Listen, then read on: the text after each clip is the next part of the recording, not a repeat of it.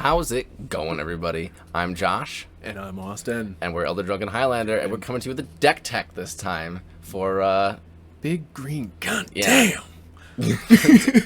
I actually didn't notice that M at the end. Yeah. That's funny. Yeah, it's a giant robot deck that actually has existed in some form for many years. Yep. Under Austin's piloting and or brewing, and it's just now being talked about on this channel. But Austin's had some iteration of this deck since Oviya was printed, more or less. Yeah, she is one of my favorite mono green cards because she does what green doesn't normally do, which is interact with artifacts. But she does it through the lens of artifact creatures. We got tiny tokens in our servos, and big tokens with our constructs equal to the number of creatures on our battlefield. So Oviya has kind of been something I like to play with a lot, and this deck goes really hard into the robots. We are going to climb the birthing pod ladder and build ourselves a better boy. We can always make them bigger. So basically our goal is to play a bunch of mana dorks to be able to make to power 1 Oviya and 2 power out the top end of our curve. Top end of our curve is what we want to talk about most because we have things like Mycosynth Golem, which is huge. That guy's gnarly. He is going to see a lot more play, I think, because they've been supporting artifacts more. I don't know about that. I would love to look see at his him. price. It's 11, but look at his ability. Yeah, I know. I mean, I guess he costs playable. $43. Is That's what I'm saying. Yeah. Not as his price like They his should mana reprint cost. him. Yeah, I feel That's like what we need. he needs to be on the list or something. Yeah, because I love this guy. I was thinking about running him on a couple decks, and I looked at how much he costs, and I'm like, you know what, that effect is not worth $43. I'm good. Yeah, and we get to run where is it? I'll proxy it though. Ancestral Statue. Oh my god. Okay, yeah, I see. Okay. Yeah, so we get to abuse ETB effects with huge creatures because we're also reducing their cost with Goreclaw and Nylea. I see. That's essentially our goal because green reduces the cost of big creatures and our big creatures are all colorless. So you're like storming off with the Ancestral Statue and casting like artifact creatures with large mana costs for very low mana costs, and then making large tokens with Oviya on top of all that. So it's like you have two sources of big fat fatties. And because the baseline of this deck is just mana dorks, we run all of the mana dorks. That's sick. You know who'd be a good alternate commander for this deck too is Kodama and Galanra, because Galanra says when you cast a 6 CMC or more, you draw a card, and Kodama says when you play a big fat fatty, you get another big fat fatty from your hand. I think I cut Galanra from this deck, yeah, but like that she's worth. Oviya's like more all in on the robot theme, but like Kodama Galanra would reward you for playing the big fat fatties more, I think. But also it has nothing to do with artifacts, and this is an artifact deck. Yeah. And we also get to run like some fun artifact synergies, like Azuri's Brigade. Yep. He's just a big fatty. That card's sick. I saw this card in this deck, and I immediately put it in one of my decks because I was like, "Wow, that card! I forgot that card. That card's awesome." Yeah, and we also have like our Tanuki Transplanter, which can go on our big dudes to make us a butt ton of green mana. Oh wow! Yeah, that's a thing. That's pretty sick. We run Soul of New Phyrexia because it helps us climb our birthing pod ladder. Steel Hellkite because board wipes are great. Right. Oh, and Wormcoil Engine, and everything else that is a Wormcoil engine, such as Phyrexian Triniform and Triplicate Titan. That makes sense. Wormcoil Engine's real good with birthing pod, I hear.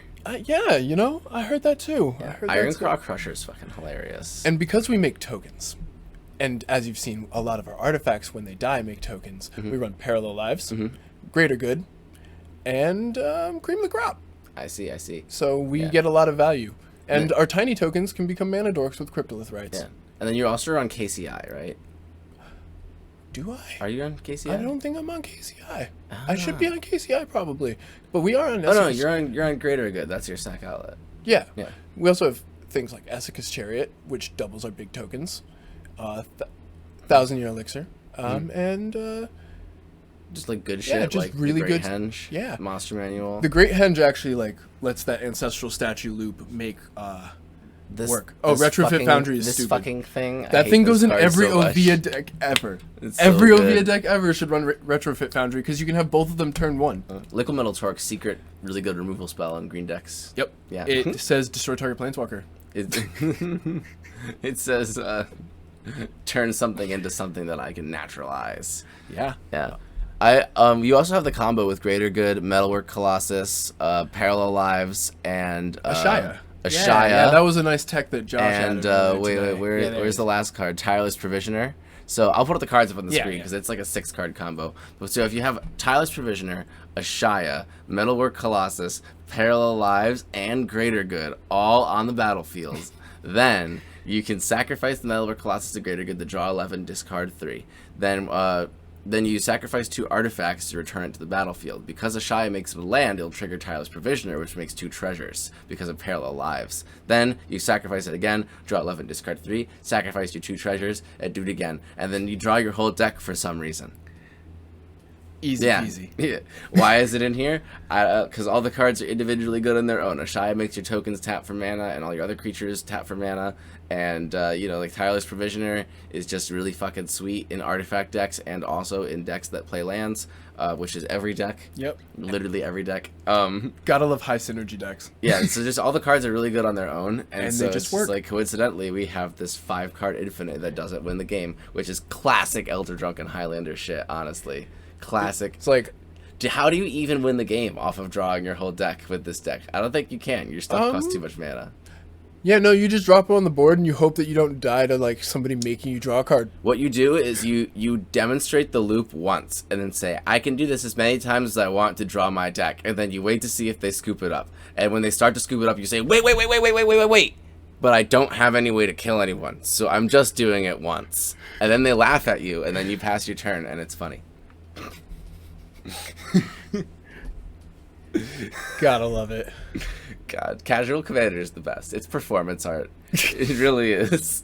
That's how I treat it. It's like you just gotta do silly shit. I'm just here to demonstrate what I have done with my deck. Yeah, I like built this monstrosity, and it makes me giggle, and I would like it to make you giggle too. Welcome to Casual EDH. And that is why I love it. Yeah. So that's Oviya's big green gun. Damn. Damn. Yeah. We got before we stop though. Vivian Monsters Advocate in the deck with the big creatures is just nuts. Just read that -2. Search your deck for any creature you want, basically, when you play a big fat fatty. So that's kind of sick. We love that. We do. Yeah, and you know what else is kind of sick? Following us on our social media. We have a Twitter where I talk a lot of shit about competitive EDH and post a lot of ridiculous combos like the one we just talked about in this video in casual EDH. And we have Discord where we brew decks like this one. And we have a Patreon where you could throw money at us. And every once in a while we get on our Twitch. We do. So come check us out when we stream.